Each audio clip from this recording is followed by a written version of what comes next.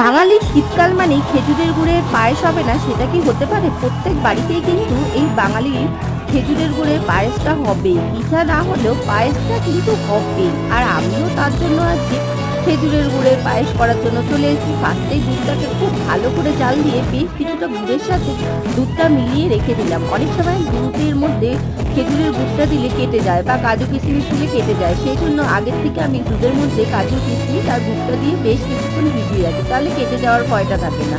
তারপর দুধটা আমি এলাচ আর তেজপাতা দিয়ে ভালো করে ফুটিয়ে এর মধ্যে চালটা দিলাম, আর চালটা দিয়ে বেশ ভালো করে কিছুক্ষণ ধরে ফুটিয়ে নিলাম।